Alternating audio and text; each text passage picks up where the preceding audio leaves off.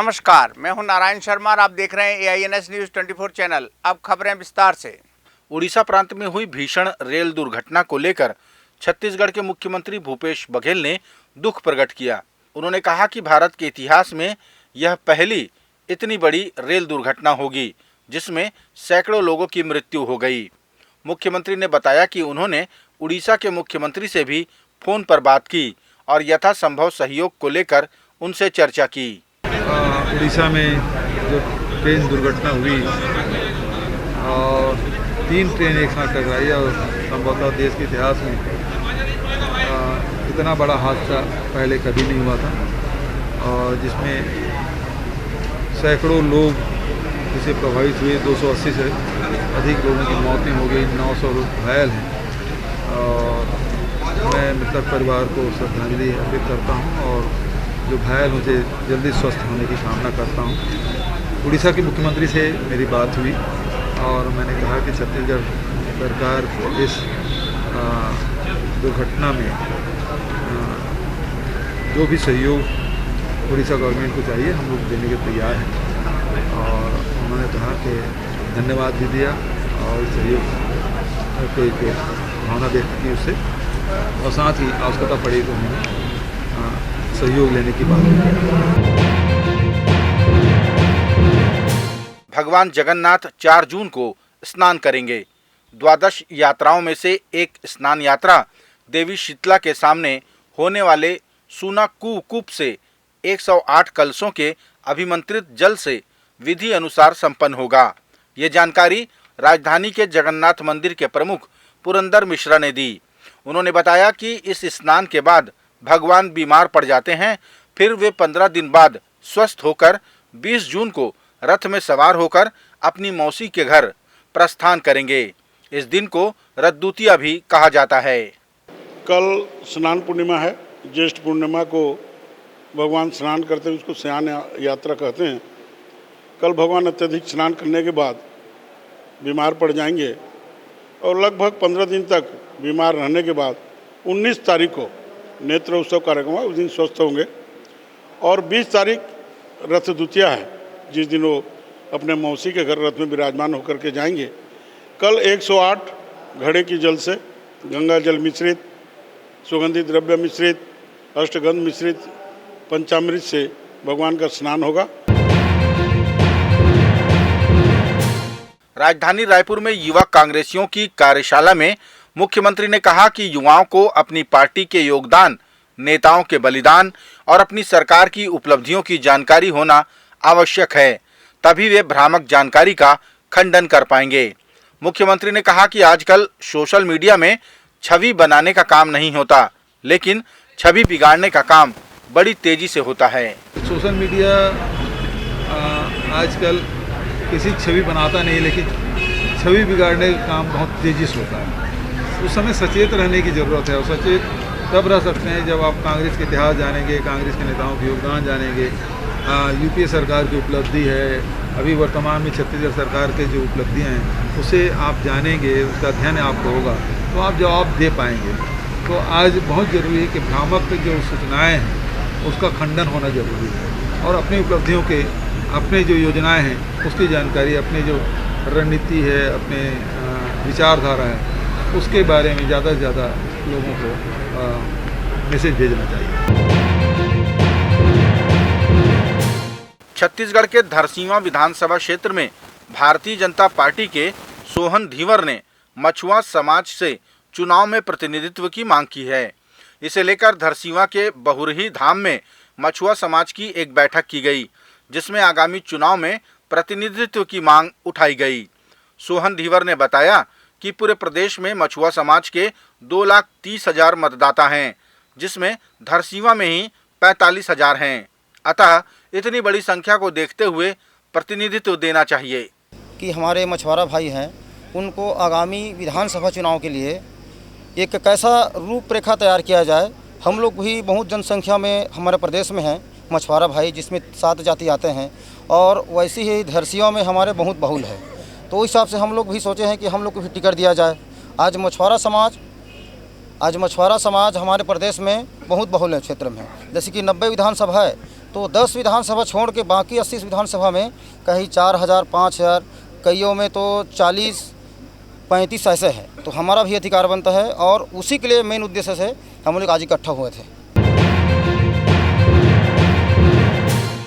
आम आदमी पार्टी ने आरोप लगाया कि कांग्रेस और भाजपा के शासन में कोई फर्क नहीं है, दोनों में एक दूसरे से अत्यधिक भ्रष्टाचार करने की प्रतिस्पर्धा चल रही है। पिछले 15 सालों और अभी के 5 सालों में लूट, अपहरण, चोरी जैसे अपराध बराबर हैं। आम आदमी पार्टी ने राजधानी में भी बढ़ते अपराध पर चिंता व्यक्त करते हुए एक ज्ञापन पुलिस अधीक्षक कार्यालय में सौंपा। इस तरीके से 15 साल रमन सिंह की सरकार ने चलाया है, जिस तरीके से लोगों को त्रस्त कर दिया गया था, शराब की खेपें गांव-गांव तक पहुंचाई गई थी और जिस तरीके से शराब को बढ़ावा दिया गया था और जिस तरीके का शासन जैसा मतलब उनका भी जो शासन काल था, उनका जो विभाग है गृह विभाग, उसमें भी जो लूट तंत्र था, यहाँ पर जो क्राइम होना था, वो सारे चीज़ एज इट इज़ है। अभी मुझे ऐसा लगता है कि कांग्रेस ने उससे बढ़ चढ़कर मतलब ऐसी प्रतिस्पर्धा है कि कौन ज़्यादा भ्रष्ट है, कौन ज़्यादा अच्छा भ्रष्टाचार कर सकता है। उस प्रतिस्पर्धा में दोनों पार्टियां लगी हुई है, दोनों एक ही सिक्के के दोनों पहलू हैं। छत्तीसगढ़ कांग्रेस अपने सभी संगठन को मजबूत करने में लगी है। इसको लेकर लगातार संभाग स्तरीय सम्मेलन होने हैं, जिसकी कमान प्रदेश प्रभारी कुमारी सैलजा संभाले हुए है। कांग्रेस भवन में शनिवार को यूथ कांग्रेस की कार्यशाला रखी गई, जिसमें युवक कांग्रेसियों को कई टिप्स दिए गए। मुख्यमंत्री ने संगठन की बैठकों को लेकर कहा कि ये सिर्फ कार्यकर्ताओं की एकता और मजबूती के लिए है। उन्होंने कहा कि भारतीय जनता पार्टी को पछाड़ना कोई कठिन काम नहीं है। बस्तर संभाग का हमारा संभागीय सम्मेलन कल हुआ, आज यूथ कांग्रेस का हुआ है। आगे 7 तारीख को बिलासपुर और 8 तारीख को दुर्ग संभाग का भी सम्मेलन होना है। तो सभी संगठनों को एक साथ मिल के हम लोग काम करेंगे तो भारतीय जनता पार्टी को पछाड़ना तो बहुत कठिन काम है। छत्तीसगढ़ भारतीय जनता पार्टी के प्रदेश अध्यक्ष अरुण साव ने भी रेल हादसे में जान गंवाने वालों के प्रति श्रद्धांजलि अर्पित की। उन्होंने घायलों के शीघ्र स्वस्थ होने की कामना की। प्रदेश अध्यक्ष ने जानकारी दी कि रेल हादसे की जानकारी मिलते ही भारतीय जनता पार्टी ने अपने सारे कार्यक्रम स्थगित कर दिए। इस घटना में जो आहत हुए हैं वे शीघ्र स्वस्थ हों, ऐसी ईश्वर से कामना करता हूं और इस घटना से प्रभावित सभी परिवारों के प्रति अपनी सहानुभूति प्रकट करता हूं और परमपिता परमेश्वर से प्रार्थना करता हूं कि इस असीम दुख को सहने की क्षमता उन्हें प्राप्त हो। आज इस घटना को देखते हुए छत्तीसगढ़ भारतीय जनता पार्टी ने आज के अपने सभी कार्यक्रम स्थगित किए हैं। दंतेवाड़ा में श्रमिक सम्मेलन का आयोजन किया गया, जिसमें सन्निर्माण कर्मकार कल्याण मंडल के अध्यक्ष सुशील सन्नी अग्रवाल शामिल हुए। यहां उन्होंने श्रम विभाग की विभिन्न योजनाओं के अंतर्गत 11 लाख रुपए के चेक का वितरण किया। श्रम विभाग के अध्यक्ष सन्नी अग्रवाल ने यह भी कहा कि भाजपा सरकार ने अपने शासन में नकली साइकिल व नकली सिलाई मशीन देकर लोगों को बेवकूफ बनाया था। जो पहले जो श्रमिकों को कुछ सामग्री जिसपे ये लोग भारतीय जनता पार्टी के लोग, चाहे वो साइकिल सिलाई मशीन हो, चाहे वो टिफ़िन हो, मोबाइल हो, इसमें ये लोग भारतीय जनता पार्टी ने 40% का जो कमीशन खोरी।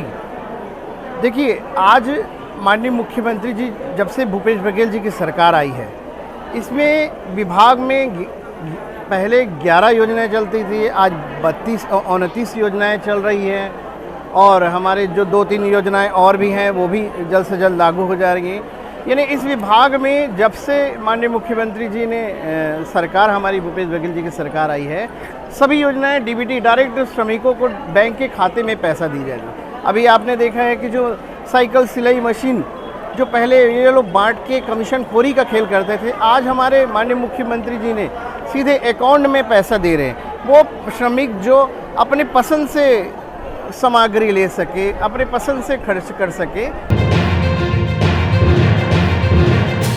रेल दुर्घटना को लेकर छत्तीसगढ़ के मुख्यमंत्री भूपेश बघेल ने कहा कि सबसे पहले तो यह जांच का विषय है। साथ ही उन्होंने कहा कि पहले रेल बजट होता था जिसे केंद्र सरकार ने बंद कर दिया। इसके अलावा 2 ट्रेनों को एक करके चलाया जाना और सिर्फ कोयला ढुलाई को लेकर यात्री ट्रेनों को रद्द किया जाना मूलभूत कार्यों को न किए जाने के संकेत हैं। पहले रेल बजट होता था, उसको आपने बंद कर दिया और इसमें बहुत सारी चर्चाएं होती थी। दूसरी बात है, जो बेसिक काम होना चाहिए वो काम शायद नहीं हो रहा। तीसरी बात ये है कि आज जिस प्रकार से मालगाड़ी से टकराया, अभी तो जांच का विषय है। यदि 2 ट्रेनों के लोग तो एक साथ चला रहे हैं, मान लो एक ट्रेन 65 बोगी लेके चलती है और आपने 2 ट्रेनों को जोड़ दिया, 130 हो गया, तो जो स्पान है वो बहुत लंबा हो गया और उसी कारण से हो सकता है ये दुर्घटना हुई।